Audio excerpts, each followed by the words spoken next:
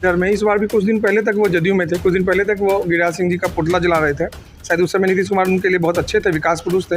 आप देख रहे हैं कि बेरोजगार लोग रोड पे क्या कर रहे हैं और वहाँ से बैठ के जुमला फेंकते हैं कि भाई ग्रेजुएट लोग को यहाँ पे भजिया तलना चाहिए। इसकी लड़ाई है, हम लोग की बड़े चीज़ की लड़ाई चल रही है, जिसके मुख्य चेहरा होने वाले माननीय मुख्यमंत्री जी कि कहाँ से छोटे छोटे बरसाती मेढक जो उगाएंगे उनसे कोई फर्क नहीं पड़ता। और आपने आज बात छेड़ा है राम बदन राय जी के कर्पूरी जनता दल का। एक तो कर्पूरी जनता दल का उन्होंने जो नामकरण किया है, कर्पूरी जी के चरण के धूलि के बराबर भी राम बदन राय जी नहीं है। और उनके आने जाने का सिलसिला बेगूसराय के लोगों ने देखा है, कई एक बार आए, कई एक बार गए, जाते आते रहते हैं। कोई दल नहीं बचा है जहाँ जहाँ वो नहीं गया। बेगूसराय की राजनीति पे क्या प्रभाव पड़ा था? 2004 में वो रंजीत जॉन के बेकर का काम करते थे, क्या प्रभाव पड़ा था? आप लोग तो पत्रकार है ना। रंजीत जॉन यहाँ चुनाव लड़े थे 2004 में, बेकर वही नहीं थे। पर्दा पे नहीं आए, लेकिन पर्दा के पीछे सारे लोग तो लगाए थे, सब साथी जानते हैं। महागठबंधन का कोई उम्मीदवार अभी तय नहीं हुआ है। अब महागठबंधन का कोई भी उम्मीदवार होगा तो छक्का मार के यहाँ से जाएगा, कोई शक्ति उसको हरा नहीं सकती। अभी हमारे बीच डॉक्टर परवीन कुमार और जदयू के नेता हैं, इनसे बातचीत करते हैं। राम बदन राय ने नई पार्टी का गठन किया, कर्पूरी जनता दल, इसको आप किस रूप में देखते हैं? बेगूसराय की राजनीति पर इसका क्या प्रभाव पड़ेगा? बेगूसराय की राजनीति में गर्माहट शुरू हो गई है, इस पर आप क्या कहेंगे? आपने जैसे पहले ही बोला मैं जदयू का नेता हूं, तो मैं शुद्ध रूप से जदयू की बात करूंगा, मुख्यमंत्री जी नीतीश कुमार के विकास की बात करूंगा। इसके अलावा कोई भी नई पार्टी बनाए, लोकतंत्र में सबके पास अपना मौलिक अधिकार होता है, पार्टी बनाए। रोज़ पार्टी बनती है, रोज़ पार्टी बंद होती है, रोज़ मर्ज होती है, उससे कोई अंतर नहीं पड़ता है। आप जिनका नाम ले रहे हैं वो वरिष्ठ हम लोग के, वो भी समता पार्टी से राजनीति शुरू किए थे। माननीय मुख्यमंत्री जी ने उनको बनाया, लालू जी ने अपने समय में 20 सूत्री का उपाध्यक्ष बनाया, बाद के दिनों में उनको आईटीसी का चेयरमैन भी बनाया गया सरकार के द्वारा, उनको एमएलसी बनाया गया नीतीश कुमार जी के द्वारा। समय समय पे आपको पता होगा विभिन्न घरों में वो घर बदलते रहे, जैसे जैसे चुनाव आता रहा। बहुत कम घर ऐसा बचा है जिसमें वो नहीं गए। शायद उनकी पत्नी भी लोजपा से लड़ी थी और वो खुद भी आरजेडी में, कभी जदयू में, कभी इधर में। इस बार भी कुछ दिन पहले तक वो जदयू में थे, कुछ दिन पहले तक वो गिरिराज सिंह जी का पुतला जला रहे थे। शायद उस समय नीतीश कुमार उनके लिए बहुत अच्छे थे, विकास पुरुष थे। लालू जी भी उनके लिए बहुत अच्छा रहते थे। आज जब उनकी कहीं से बात नहीं बनी, इसको हम लोग इस रूप में देख सकते हैं कि व्यक्तिगत इसको महत्वाकांक्षा बोली या व्यक्तिगत स्वार्थ बोली है, जिसके लिए नेता आगे बढ़ जाता है और पीठ पीछे एक जात की नाम ले लेते हैं कि फलाने जात के हमें, इसलिए हम इस जात की बात करें। तो भाई आप बहुत दिन से राजनीति करें, 30-35 साल की आपकी राजनीति है। अब आपकी राजनीति ढलान पे पहुंच गई है और उस जगह पे आप आके इस समय ऐसे, अगर यही काम करना था आपको, यही चीज़ करना था 10 साल, 15 साल, 20 साल पहले करते, अब शुरुआती दौर में करते। लेकिन आज इसका कोई फर्क नहीं पड़ेगा, कोई औचित्य नहीं है। अगर चुनाव लड़ेंगे तो क्या असर पड़ेगा इसका? दो रूप में देखिए, राष्ट्रीय लेवल पे और स्टेट लेवल पे, राज्य स्तर पे दो ही चीज़ चलने वाली है कि विकास वर्सेस विनाश। तो विकास कौन कर रहा है वो राष्ट्रीय स्तर पे सब लोग देख रहे हैं, विनाश की तरफ कौन जा रहा है? धर्मनिरपेक्ष ताकत और गैर धर्मनिरपेक्ष ताकत, मतलब फांसीवादी ताकत, जिसको आप लोग बोलते हैं कि जो धर्मनिरपेक्ष ताकत से अलग चल के काम करती है, जो धार्मिक उन्माद फैलाती है।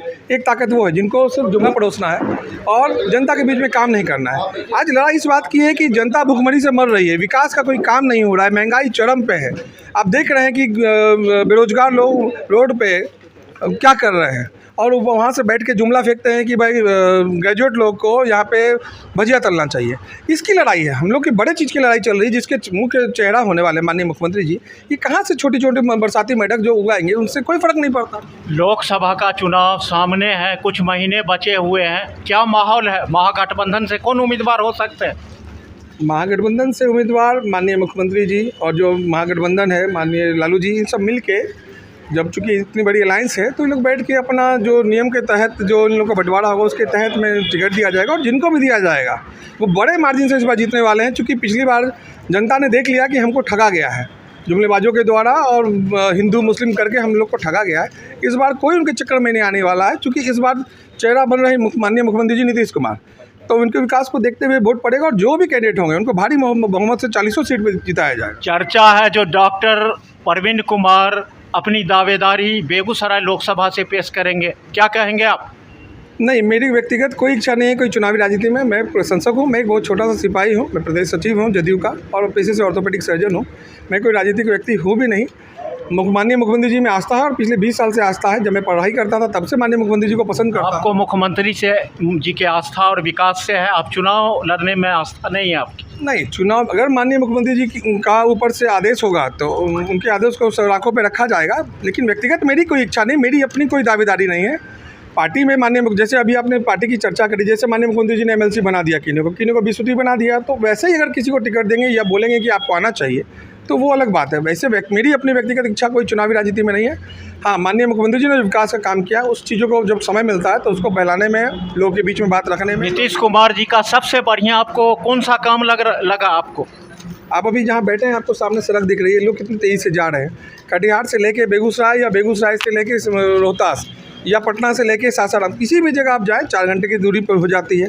शिक्षा हो, स्वास्थ्य हो, बिजली हो, सड़क हो, हर क्षेत्र में काम किया गया। कोई ऐसा काम नहीं है, कोई ऐसा समुदाय नहीं है, जाति नहीं है, धर्म है जिसके लिए वो उन्होंने काम नहीं किया, जिसको बोलते हैं समुचित विकास। तो उन्होंने सामाजिक न्याय के साथ विकास किया है और ये बहुत ही कम संसाधन में किया है। जब बिहार झारखंड का बंटवारा हुआ उसका बहुत ही कम हमारे पास संसाधन था। भाजपा आरोप लगा रही जो जंगल राज है, क्या जंगल राज है ये जनता का राज है? ये जनता का राज है। आप अभी देख रहे हैं, अभी रात में 3 बजे भी लोग गाड़ी से कहाँ से यहाँ से नेपाल चले जाते हैं, यूपी चले जाते हैं। अगर जंगल राज होता तो ये होता। बहू घर की बच्चियाँ अभी स्कूल में पढ़ रही हैं, बहू बेटियाँ BDO CO और दरोगा बन रही है। आपको पता है बिहार अकेला राज्य है जहाँ पे महिला पुलिस को आरक्षण दिया गया है, महिलाओं को ग्राम में पंचायत में 50% आरक्षण दिया गया है। विभिन्न तरह की योजनाएं चल रही है। अगर आप सही से खंगालें, इतनी योजना पूरे राष्ट्र में किसी सरकार के द्वारा, राज्य सरकार के द्वारा नहीं चलाई जा रही जितना यहाँ चलाया जा रहा। ठीक है, संसाधन की कमी थी, राज्य पिछड़ा था, लेकिन जितनी तेज़ी से नीतीश कुमार जी इनको आगे लेके आए, इतनी तेज़ी से पूरे राष्ट्रीय स्तर पर कोई सरकार आगे बढ़ के लेके नहीं आई है। शायद इसलिए पूरा देश उनको बड़े उम्मीद से देख रहा है कि आने वाले समय में लाल किला पर झंडा फहराए, और हम लोग भी यही चाहते हैं। हमारे सामने है जदयू के वरिष्ठ नेता पंकज सिंह। अभी इसी पर चर्चा है जो रामभद्र राय ने कर्पूरी जनता दल पार्टी का स्थापना किया है और वो चुनाव भी लड़ेंगे, लोकसभा का चुनाव लड़ेंगे। इसका बेगूसराय की राजनीति पर क्या प्रभाव पड़ेगा, इसको आप किस रूप में देख रहे हैं? पहले तो आपके चैनल को धन्यवाद देते हैं, और आपने आज बात छेड़ा है रामभद्र राय जी के कर्पूरी जनता दल का। एक तो कर्पूरी जनता दल का उन्होंने जो नामकरण किया है, कर्पूरी जी के चरण के धूलि के बराबर भी रामभद्र राय जी नहीं है। एक नख होता है, नख के बराबर भी कोई संस्कार उनका कर्पूरी जी के बराबर नहीं है, लेकिन उन्होंने नाम रखा है कर्पूरी जनता दल। और उनके आने जाने का सिलसिला बेगूसराय के लोगों ने देखा है। कई एक बार आए, कई एक बार गए, जाते आते रहते हैं। कोई दल नहीं बचा है जहाँ जहाँ उन्हें गया है। कई दलों में गए, क्या बेगूसराय के राजनीति पर इसका क्या प्रभाव पड़ेगा? बेगूसराय की राजनीति पर क्या प्रभाव पड़ा था? 2004 में वो रंजीत जॉन के बेकर का काम करते थे, क्या प्रभाव पड़ा था? आप लोग तो पत्रकार है ना। रंजीत जॉन यहाँ चुनाव लड़े थे 2004 में, बेकर वही नहीं थे। पर्दा पे नहीं आए, लेकिन पर्दा के पीछे सारे लोग तो लगाए थे, सब साथी जानते हैं। आप जदयू के वरिष्ठ नेता हैं, क्या माहौल है? महागठबंधन से कौन उम्मीदवार बेगूसराय लोकसभा के लिए हो सकते हैं? महागठबंधन का कोई उम्मीदवार अभी तय नहीं हुआ है। अब महागठबंधन का कोई भी उम्मीदवार होगा तो छक्का मार के यहाँ से जाएगा, कोई शक्ति उसको हरा नहीं सकती। क्या अंदर खिचड़ी पक रही है, क्या माहौल है? अंदर कोई खिचड़ी नहीं पक रहा है। एनडीए मैंने जो महागठबंधन के साथी हैं ना, वो साथी सभी इत्मीनान से बैठे हैं कि नेता का जो फरमान होगा वो होगा। क्या आप जदयू के वरिष्ठ नेता, आप भी उम्मीदवार हो सकते हैं? नहीं, हम मैंने उम्मीदवार हो सकते हैं, नेता उम्मीदवार बनाते हैं। नेता उम्मीदवार जिनको बनावे, हम उम्मीदवार के लिए कोई लाइन नहीं लगा है आज तक। जो हमारा उम्मीदवार बनाइए, नेता जिसको चाहे, नेता जिसको चाहा। अब जो लोग आज पार्टी छोड़ के गए हैं, नेता चाहे तो वो MLC बने। नेता अभी वो अति पिछड़ा की बात कर रहे हैं। अति पिछड़ा मतलब क्या? अति पिछड़ा का मतलब 27 जाति के लोग अति पिछड़ा में हैं, और जिस जात से आए हैं अति पिछड़ा की आज बात कर रहे हैं, उनका अपना भला हुआ है। आप 2000 का रामभद्र जी के देखिए, 2005 के रामभद्र जी के देखिए, 1991 रामभद्र जी के देखिए, अभी वो 100 करोड़ के मालिक है रामभद्र राय। राजनीति में कितना सफल मानते हैं रामभद्र राय जी को? बिल्कुल सफल नहीं मानते हैं। पंचायत रचिया ही चले जाइए, आज तक उनके परिवार से मुखिया का चुनाव लड़ा, जिला परिषद का लड़ा, वार्ड का लड़ा, अपने एमएलए का लड़े, पत्नी लोजपा से लड़ी। जनता ने आशीर्वाद नहीं दिया है, जनता ने आशीर्वाद नहीं दिया है। हाँ, जनता ने उसको आशीर्वाद नहीं दिया है, लेकिन दल बनाए हैं। लेकिन यहाँ की जनता सब कुछ जानती है, उन्हें गाना है, पब्लिक है, सब कुछ जानता है, अंदर क्या है बाहर क्या है, पब्लिक सब कुछ जानती है। चलिए, बात करने के लिए बहुत बहुत धन्यवाद। अभी हम यहाँ पर इंडिया ट्रेडिंग में बहुत सारे राजद जदयू के नेता से बातचीत चर्चा हो रही थी। राम बदन राय ने नई पार्टी का गठन किया, इसी मुद्दे को लेकर चर्चा हो रही थी। महागठबंधन के नेता ने अपनी अपनी प्रतिक्रिया जाहिर की और बेबाकी से अपनी राय दी। देखते रहिए बेगूसराय फ्रंटलाइन। मिलते हैं अगले वीडियो में। धन्यवाद।